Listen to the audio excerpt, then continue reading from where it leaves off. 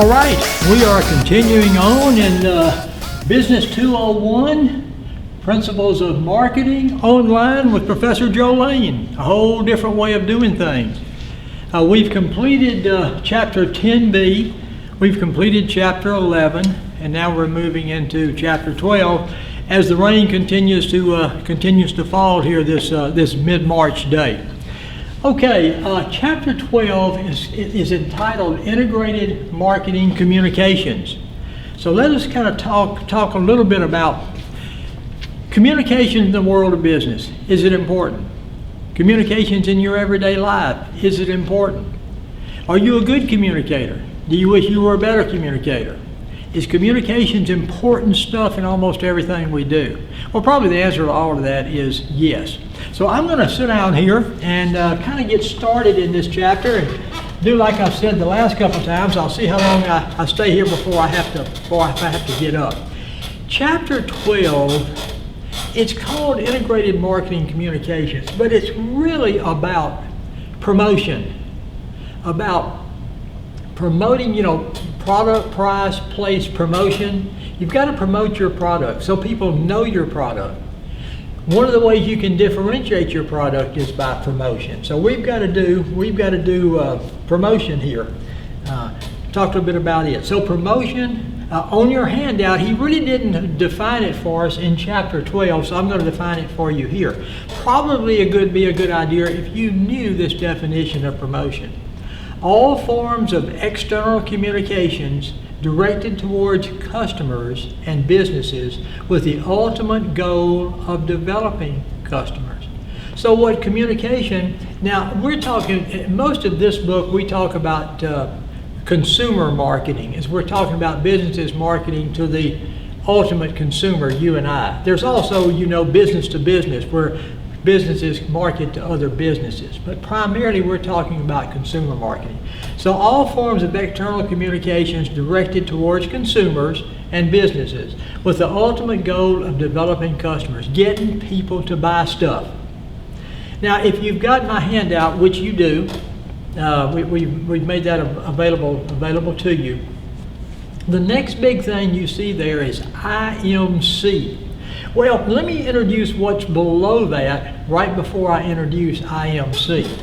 When you're talking about communication directed towards consumers with the idea or the goal of developing customers, what we're really talking about is the communication venue, or I really like to call it the promotion mix. Now, this is a little bit more old marketing terminology, but I'm a little bit more of an old marketing professor, so I like this terminology a little bit better. But what makes up the communication venue or the promotion mix or the communication directed at consumers to try to develop customers? Okay, what you have advertising is a particular type of promotion. You have personal sales. Sales, and I'll call it trade. I better put trade promotion in here too, because sales promotion is what marketers do directly to customers. Trade promotion is where one business is promoting to another business.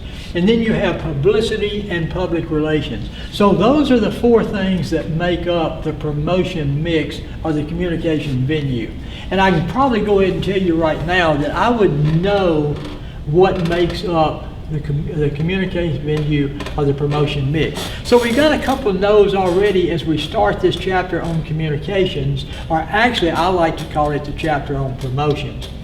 We need to know the definition of promotion, and we need to know what makes up the promotion mix. I don't know whether I'll have you draw me a circle or list it or what, but I want you to know those things. Now, if you're looking at the study notes, you'll notice that right out beside or right above these things that I listed here, these four, were the words IMC. IMC stands for Integrated Marketing Communications. What in the world is that? Okay, integrated means coming together.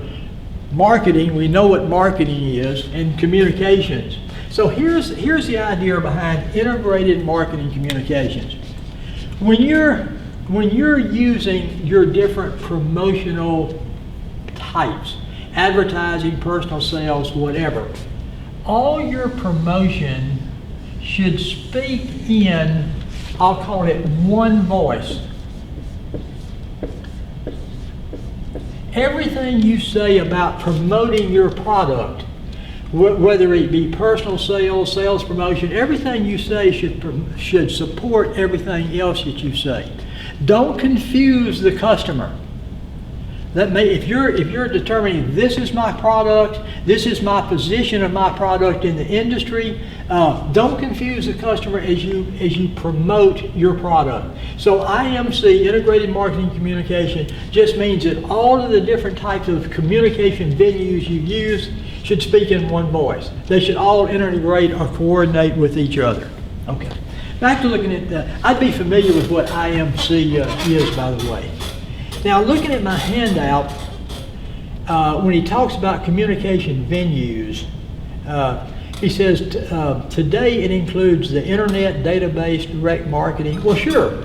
In 2020, the way marketers with social media and the internet and all these other things, the way companies promote is different, or it includes more than what it did 20 or 25 years ago. But these are the things that make up that promotion mix. Okay, since this chapter is talking about communications, the next thing I put down here was the communication process. Now the communication process, see if this will work okay. This is where you have the sender and the receiver.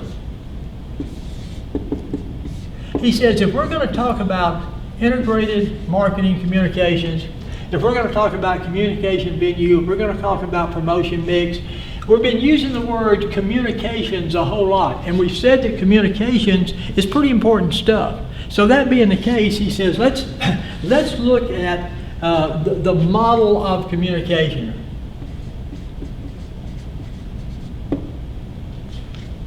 CIE or EI, whichever way that goes. Okay. I have included in your handout your study notes for this chapter. I've included a page or two out of the book that I want you to, a couple of things here. If you look at this page, which you have in your chapter notes, the first thing that we say, the communication process, that's what we're talking about right here. The key to successful marketing is communications. Communications is critically important for marketing for all the reasons we mentioned. That's a good to be familiar with thing. But let's go down here and let's look at the model of communications. Now, if you're looking at that handout, you'll see I have a number 3K, a number 3K. That means test number 3, this is a no item. So I want you to know the channel of communication, the communication model, the communication process, whatever we want to call it, here it is. And on the back side of this handout, it really explains to you what each of these things within this communication model represents.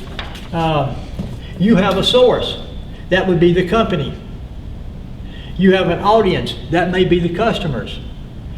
You've got to encode, you've got to figure out how you're going to put together your message. Now, when you encode your message, when you figure out what your message is going to be, who would you better be keeping in consideration? The receiver, or in this case, the consumer. So whenever you're doing anything with promotion, whenever you're doing anything with communication, you've got to keep in mind the consumer. All right, then you have the message itself. I have encoded into this a message that I want to relate to the receiver, or in this case, the consumer. Then I got to choose the medium. Am I going to do it with radio? Am I going to do it with TV? Am I going to do it with social media? Am I going to do it over the internet? Am I going to do it with billboards? And we'll talk a little bit more about that in a while. When the consumer or the customer receives your message, they're going to decode it. They're going to break it down and let it go into their heads. Your hope as a business, as a marketer, is that they decode it and break it down into their heads the way you intended them to do it. And then it goes to the decoding, then it goes, in our case, to the audience or to the receiver or to the customer. Then there's feedback. Okay, so an example. We're going to have a huge sale this weekend at our store. We're going to mark things down drastically. And that sale is going to be on March the 29th and 30th, just making those dates up. So I'm getting ready to come out with a huge promotional campaign for this sale. So I decide how I'm going to encode my message. Now, I may be doing this message with TV, I may be doing this message with social media, I may be doing this message by direct mail, I may be doing it by radio. So I may encode my message differently for the different media the medium that I'm going to use. And then I get that off to the audience or to the consumers or the potential customers. Feedback. How did I do that weekend? If I had a great weekend, there was no extenuating circumstance. It didn't have thunder and lightning the whole weekend. If it was a normal weekend and I had tons of people there, I felt like I did a pretty good job of communications. So I would know the channel of communications, the communication model. I would know this stuff right here, which is explained right here. Okay. So we've started off, I guess, with a good bit of know stuff in chapter 12. We need to know the definition of promotion. We need to know the communication venue or promotion mix, what makes that up. We need to be familiar with what IMC is, and we need to know the communication model. All right. Now, something else he talks about is when you're doing this stuff, what do you want to happen? You want the customer to respond, to buy something. So as a result of that, something that they use is what they call the AIDA concept. They make sure that within their communication stuff, that's a really big marketing term, communication stuff, that they utilize the AIDA concept. AIDA concept stands for, and you see I have it there below it. First of all, you want to get the person's attention. Secondly, you want to get interest from them. Thirdly, you want to get a desire. Fourth, you want them to take action. So build that concept into all your marketing communications. Let me give you a real quick example before we move on. Fire extinguishers. I sell fire extinguishers. So I'm going to do a TV ad with fire extinguishers. I need to get their attention. What is my TV ad? When my TV ad starts, what's the first thing they're going to see? Fire on top of a stove. That gets their attention. Now, interest. I start with the fire. I start saying certain things. I grab a fire extinguisher and I put the fire out. All the time the wording is talking about how important it is to be able to react very quickly to this, how important it is to have a fire extinguisher close and in a location where you know that it is. So now I have built interest and people are saying, I need one of those. I need one of those. That could happen to me. And then the last one, action, you let them know where they can buy that fire extinguisher, buy it direct, and available at all Walmart, Targets, and so and so. That would be using the AIDA concept. I would know the AIDA concept. I know what those things stand for. Okay, what is a company going to use? Are they going to use this one, or this one, or this one, or this one as it comes to all this communication mix and everything, this promotion mix? The truth is they're going to use a combination. The marketing manager must decide on the relative mix of the communication tools. And very seldom do they use just one aspect or one type of promotion. they're going to use a mix. Now, the next thing our author talks about is, well, what mix are they going to use? Well, the mix that they're going to use depends on what the objective of the communication is. And I put that on your handout for you as well. What do I want my communication to do? Well, I want people to buy stuff. Yeah, but there's different objectives that you may have with your communications that are your promotions that ultimately will lead to people buying stuff. Let's go down and look through these. One thing I might want to do is try to increase demand. Do some things with my promotions that can increase the demand for my product. Is that going to lead to additional sales? Yep. Differentiating my product. Maybe I want my product to stand out from other people's products. Can that lead to additional sales? Can that lead to people buying stuff? And also, if you can differentiate your product, you can do some things with pricing and everything because you're different. The third one, provide information. Sometimes I just want to get information out about my product. Build brand equity. I want people to know that when they come to McDonald's and they're driving down the interstate, they're going to find a fast, clean, friendly place, a lot of times with playgrounds for kids. I want to build equity. There's value in stopping in a McDonald's. Reduce the purchase risk. Sometimes, if it's a service that you're providing, people are a little bit hesitant. We're doing a promotion here, a 30-day trial at Anytime Fitness. 30 days, no cost at all. That reduces the risk, gets people in there with the idea that they may purchase. Stimulate a trial. Sometimes you try to get people to do something. You send out coupons. You provide samples, stuff like that. So anyway, what your communication, how you're going to frame it, how you're going to do it and everything, depends a lot of times on what your communication objective is. Now, we've done this in probably other classes and things, but he talks a little bit about push and pull marketing strategies. What that's really talking about is who is it that you actually communicate to. So let's do this.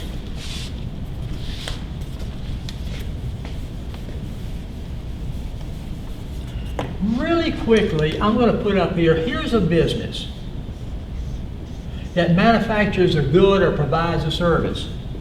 And here we are down here. This is us. Okay? If you remember product, price, place, you've got to get products to the customer. That's done through the channels of distribution. And if you were in my class, agent brokers, wholesalers, and then like we talked about in chapter 10b, retailers. And so these are the folks that move product from the business to us. Now, I'm not into the discussion about channels of distribution. We've done that already and done that in other classes. What I want to look at it from a promotion point of view. Given this model right here, given the fact that folks manufacture or produce or provide goods and services, and they've got to get those goods and services to the ultimate consumer, from a promotion, communication, venue, promotion mix point of view, what are the two major strategies that they can use? All right, here they are. I guess I better move my chair out of the way. If the company directs their communication venue, their promotion mix, whatever you want to call it, directly to you, directly to us as customers, that's called a pull strategy. I put that on. In other words, here's a company right here. Here's the customer right here. If that company promotes directly to me and builds up demand, I want it, I want it, I want it, I want it. Do you think these other folks are gonna make sure that they provide it and it gets into the retailer store? Yeah, because they want to sell. So I'm pulling it through. Hey, I want it, I want it, I want it. Bring it my way. That's a pull strategy. The other thing, or another thing that that businesses can do, they can promote directly to the folks that are in the channels of distribution. They can promote directly to agent brokers, wholesalers, and retailers to try to get them to put that product in their business to be available for the consumer. See the difference? With Pull, I'm going directly to the consumer. With what's called the push strategy, I'm trying to convince agent brokers, wholesalers, and retailers to carry my product. I'm pushing it through the channel of distribution so that Mr. and Miss Consumer is over here and they walk into the store, they can say, oh, I'd like to have one of these. Which one is best? I have no clue. I would say this.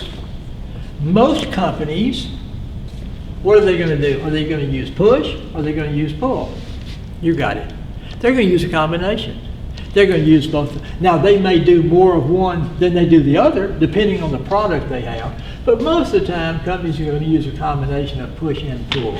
So I would be familiar with what push and pull strategy is all about. Okay. Let's go on. Now, sit back up here. See if I can do this next little bit before I go over there and get that water. Impact of advertising. I'm looking at my next page. 90 billion a year. This is several years old. I'm sure advertising is well over 200 billion a year. Types of advertising. Now, this is something I'd like you to be familiar with. When it comes to advertising, there's really kind of two different types of advertising. There's product advertising. You are advertising your product. Why? To bring about an exchange, to get somebody to buy something. So product advertising, you're promoting that product itself. Now, on my handout, brand advertising. You can be promoting your brand. You can be promoting your product by giving information. You can be promoting your product by being persuasive about your product.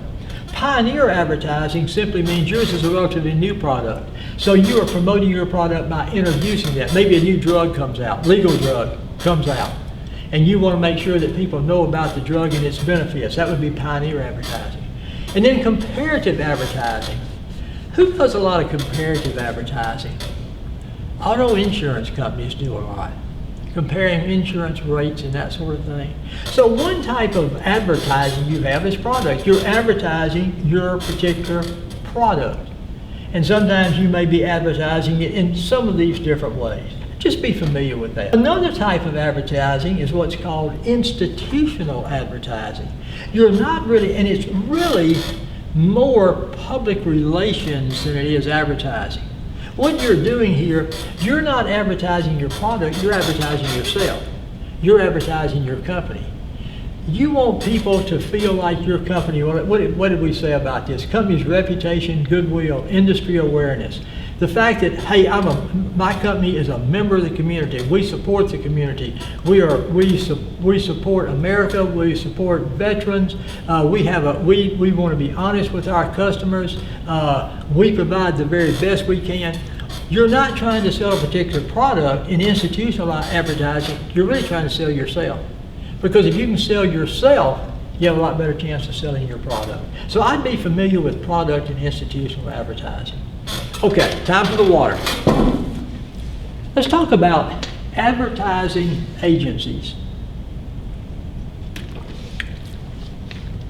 We see a lot of advertising. I may mention this a couple of times through here. Jim Taylor Chevrolet in Rayville. No stock in Jim Taylor Chevrolet. This is just a great example, I think, of what I want to do here. They have some really good advertising.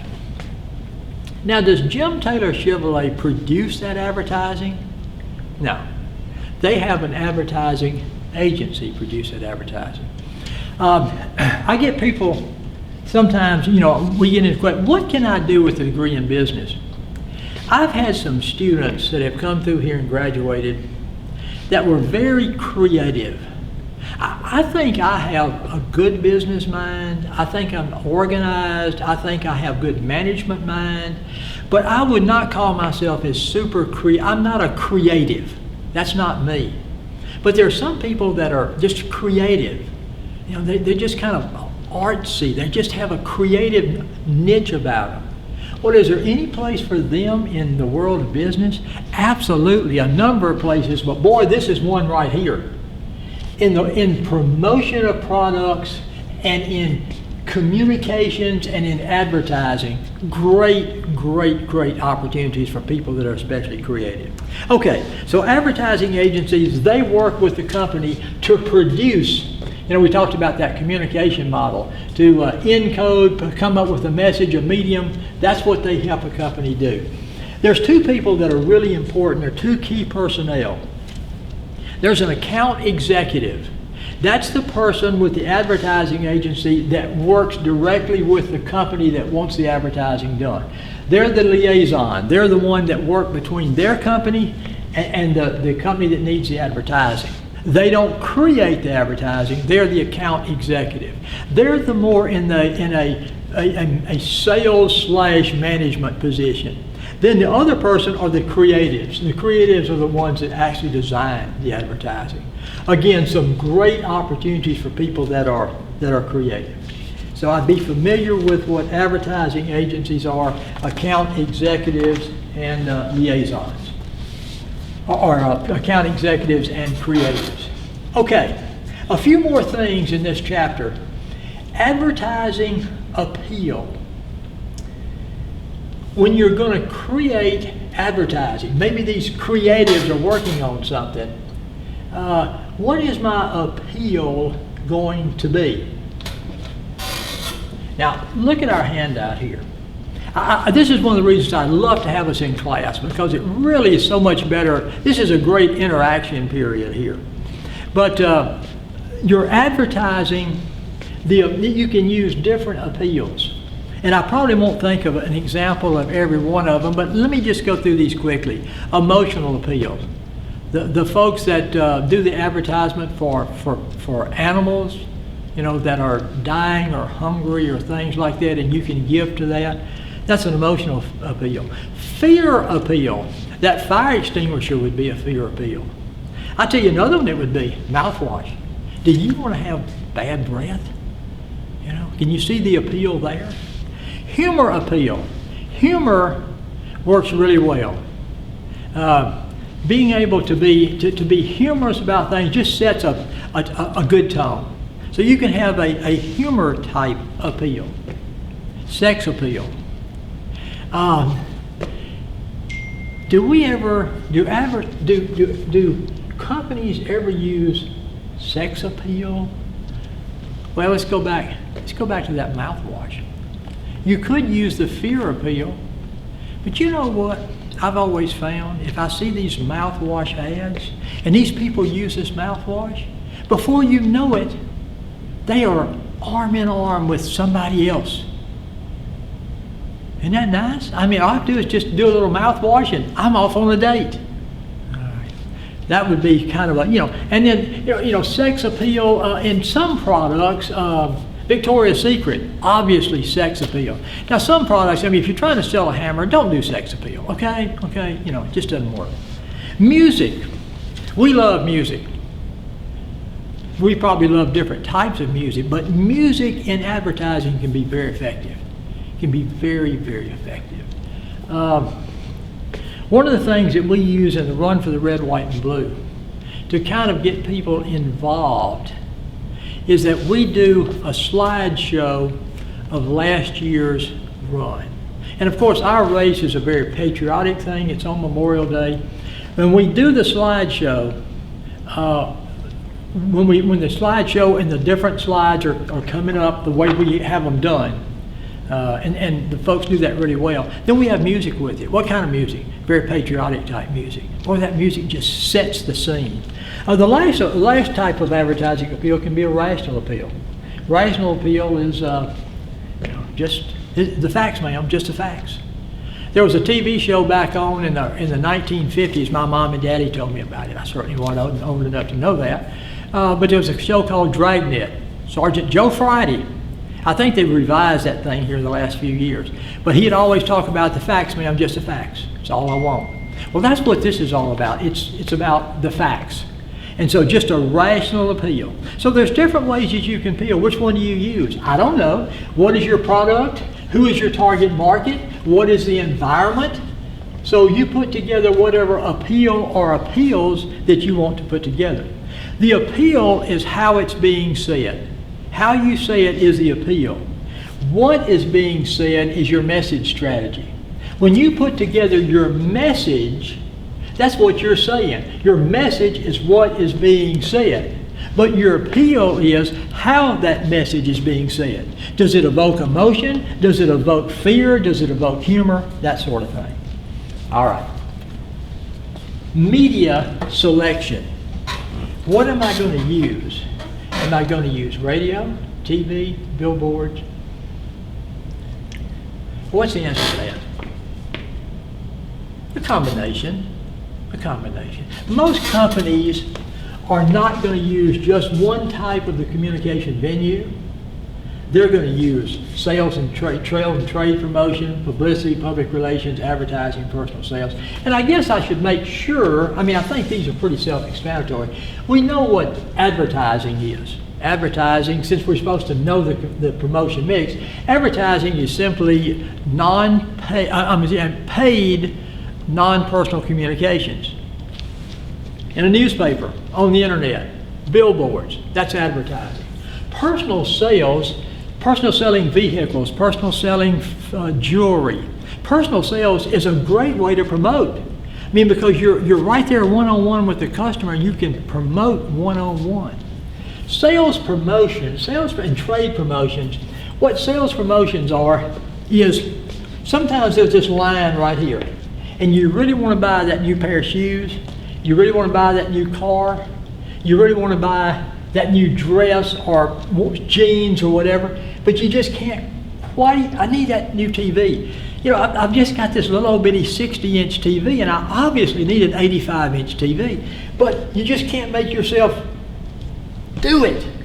Do you think marketers know that sometimes we get on the line and we can't go over it?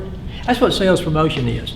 Those are enticements, incentives to make sure that to give us that extra oomph to push us over the line. If it's clothing, discounts, coupons, BOGO, buy one, get one, half price, whatever. Those are different types of sales. If it's a vehicle, oh my gosh, 18% off a manufacturer's suggested retail price, $3,000 cash back, no interest, 72 months to pay, free warranty for life, maximum trade-in. Those are all sales incentives. Then we've actually talked about these, publicity and public relations. Public relations is like advertising, but in advertising you're selling the product. In public relations, you're selling yourself. Publicity is what you get from the media. Publicity comes from the media. Okay, so with all that being said, media selection, what are you going to do? He says it's a critical component. If it's wrong, you miss your target market. Now I'm going to go back to Jim Taylor Chevrolet again. What does Jim Taylor Chevrolet use? Social media, billboards, radio, TV, direct mail. Now, do they target their direct mail maybe a little differently than they target billboards? Well, of course. But the media you use, the way you take that message and you get that message to the consumer, to us, the way you do that depends on who the target market is. And normally it's going to be a mix of different types of media that you're going to use. Okay, I'd be familiar with media selection. I'd simply be familiar with it's a critical component, and most companies use multiple types of media. Remember that be familiar with the fact that message strategies are what's being said, but the advertising appeal is how you say it. I think that pretty much wraps up chapter 12. Now, the next chapter is going to be chapter 14. You're going to say, wait a minute, 12, 13 should come before 14. But because the way they changed the book around from the one publication to the next, and the way I had my notes set up, it's better for me to do for test number 3, chapters 10b, 11, 12, and 14. So we're going to come back and do chapter 14 again as soon as the makeup artist, work on me a little bit and, get my hairstyle and everything to get into chapter 14. And that's what's going to be on test number 3, 10b, 11, 12, and 14. The final test number 4 is going to be chapter 13, chapter 15, and then there's going to be a comprehensive part all the way back. And we'll review for all that good when we get to that particular point. So you know the drill by now. I've got to let Professor Pierce know that I have finished a chapter, and I do that by a rather loud noise. So I'm getting ready to say goodbye to you out of chapter 12, and I will meet you in chapter 14 shortly. Thank you.